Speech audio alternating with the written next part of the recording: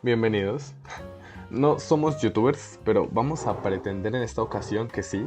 Estudio Bellaquitas y yo les traemos quimiometría en ciencia forense. ¿Qué es quimiometría, ciencia forense? ¿Qué tienen que ver la una con la otra? Bueno, en este caso vamos a hablar de un artículo publicado el 11 de marzo del 2021 que habla sobre la relación, la estrecha relación entre la quimiometría y la ciencia forense, junto a mis compañeras Viviana Alejandra Mosquera y Daniela Carolina Sarama. Mi nombre también, José Daniel Bravo.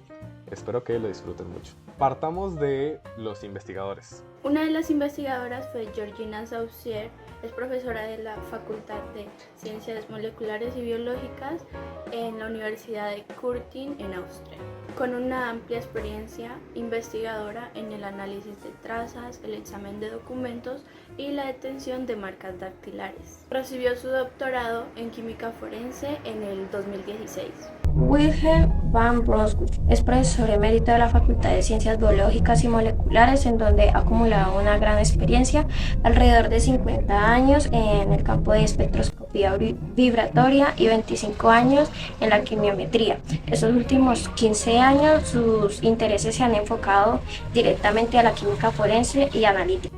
Por último, tenemos al profesor Simon Lewis, que es de la Universidad de Country también, la misma universidad que la profesora Georgina, y él es profesor de química forense y química analítica. Tiene varias investigaciones en donde habla sobre la estrecha relación entre la estadística, o quimiometría también llamada, y la ciencia forense. Entonces, hablemos un poco de qué trata todo esto, resumamos un poco. El artículo en sí se enfoca en explicar de una forma general los métodos quimiométricos, es decir, los métodos estadísticos que se aplican normalmente en la ciencia forense, en la criminología, ya que normalmente se requieren bases de datos para poder llegar a resultados precisos, ¿no? Más en este campo que estamos llenos de variables, estamos llenos de alternativas y resultados. Entonces, digamos que el enfoque del artículo como tal es dar una descripción general y también, de paso, discutir un poco sobre los retos que salen más adelante, ¿no? O sea, qué viene después de realizar esa implementación de los métodos quimiométricos como fuentes confiables. Uno de los principales objetivos en muchas investigaciones forenses es establecer vínculos entre lugares, personas u objetos con el fin de reconstruir los acontecimientos que rodean un crimen. Por lo general, esto se hace a través del análisis y la interpretación de evidencia física, o también llamada trazas, que son tierra, vidrio, pintura, pelo, fibra, etc. Una de las herramientas es el uso de las técnicas estadísticas. Estas permiten realizar mediciones más objetivas y cuantitativas en comparación con las inspecciones visuales. Las técnicas quimiométricas se pueden dividir en tres categorías generales: métodos de regresión, métodos de diseño experimental y métodos de reconocimiento de patrones. Métodos de regresión predicen valores numéricos de propiedades en las muestras analizadas. En algunos casos, también puede utilizarse para clasificar en muestras binarias. Método de reconocimiento de patrones. Estos consisten en identificar automáticamente relaciones dentro de un conjunto de datos. Esto es para clasificar y realizar predicciones. Más tarde abordaremos sus subcategorías, los métodos de reconocimiento de patrones supervisados y no supervisados. Métodos de diseño experimental. Estos ayudan a descubrir información sobre procesos químicos, permitiendo el diseño y optimización del análisis de laboratorio. Tenemos el método de regresión, se divide en 4 principales métodos. Empezamos que, el método de regresión se basa en establecer múltiples variables, ¿no? Y a partir de estas múltiples variables, pues, que son predictorias, lograr predecir, lograr hallar una muestra que puede ser desconocida, es decir, partir de varios datos. Pero digamos que estos métodos se dividen en 4. Tenemos la regresión lineal múltiple, que esta construye una combinación lineal de variables predictorias para aproximar datos. Es decir, o sea, asume que no hay multiconiel, como una linealidad, ¿sabes? Ay, va re bien. Aquí tenemos ya la regresión por componentes principales. Bueno, es un poco más complicada de explicar, pero digamos, lo más teórico dice que trata de reducir la dimensionalidad. Se usa mucho en la criminología, también en la sociología y en el marketing. Es para ver el comportamiento de una variable y partir de componentes y predicciones, pero siempre también lo mismo, llegar a un resultado específico a partir de la reducción de la dimensionalidad de las probabilidades. Aquí tenemos PLSDA o mínimos cuadrados parciales. Según lo teórico, bueno, es para la clasificación binaria asignando valores de 0 y 1 a dos clases cuales distinguir, pero según el artículo también tenemos que es como para categorizar una nueva variable, o sea, para lograr estratificarla y ponerla en un determinado lugar. Por último tenemos la regresión por mínimos cuadrados parciales, que es de los métodos más importantes en la quimiometría, en la estadística y de los que más se utilizan aquí y en cualquier otro laboratorio en general, ya que utilizamos todas nuestras variables y datos para crear una línea, una linealización, la recta, por así decirlo, que compara los datos obtenidos con lo que se pretendía o lo que se esperaba. Método de reconocimiento de patrones. Se clasifica en reconocimiento de patrones supervisados. El propósito del aprendizaje supervisado es asignar entradas etiquetadas a una salida esperada. Las variables de entrada se emparejan o se clasifican con la salida o la clasificación deseada, y el algoritmo tiene la tarea de desarrollar una función que correlacione ambas. La selección inicial del modelo a menudo utiliza el remuestreo, donde se extraen muestras de prueba a partir de los datos originales.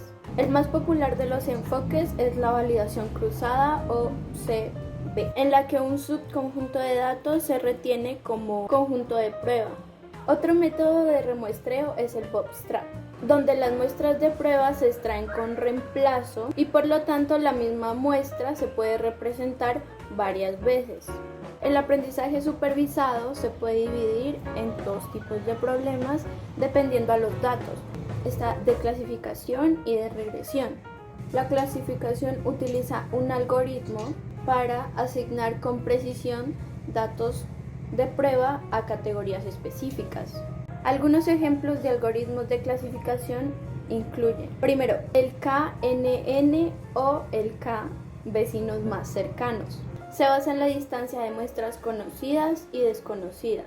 El conjunto de entrenamiento se divide en clases conocidas y se determina la métrica de distancia entre lo desconocido y cada muestra de entrenamiento. En pocas palabras, utiliza la proximidad para hacer clasificaciones o predicciones sobre la agrupación de un punto de datos individual. En la figura se puede ver la representación de un análisis KNN, donde una muestra desconocida, o sea, la estrella roja, debe asignarse a la clase A o la clase B, determinada por el valor de K.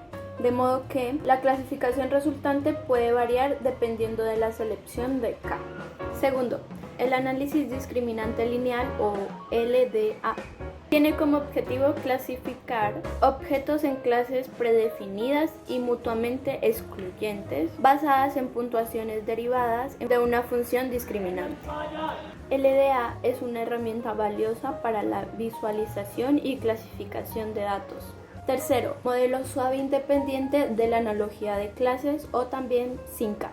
En este, las muestras se agrupan en clases o categorías y se construyen modelos estadísticos independientes para cada clase. Estos modelos describen la variabilidad de las muestras dentro de cada clase en términos de características o medidas variables. Este proceso implica el uso de la técnica análisis de componentes principales o PCA para reducir la dimensionalidad de los datos y moderar la variabilidad dentro de la clase. Cuarto, máquinas de vectores de soporte o SVM. En situaciones en las que las clases conocidas no se pueden separar linealmente, muchos consideran que esta técnica es un clasificador ideal, ya que las muestras se consideran puntos en un espacio multidimensional.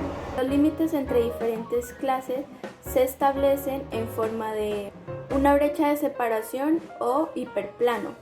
¿Qué es un hiperplano? Un hiperplano es un concepto geométrico. Como se observa en el gráfico, en el caso de la clasificación binaria, Un hiperplano puede ser utilizado para dividir el espacio de características en dos regiones, una para cada clase. Método de reconocimiento de patrones no supervisados.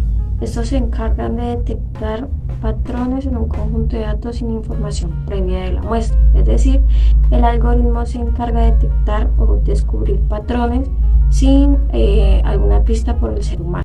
Y por último tenemos los métodos de diseño experimental, que están los diseños factoriales, están todos los análisis cuantitativos, cualitativos, las investigaciones, que siempre permiten llegar a un resultado preciso, ya que se tienen en cuenta todos los posibles resultados que se hayan hecho a través de las investigaciones. También, por el otro lado, tenemos a los diseños de superficie de respuesta, que digamos que su objetivo principal es optimizar los procesos, optimizarlos, mejorarlos.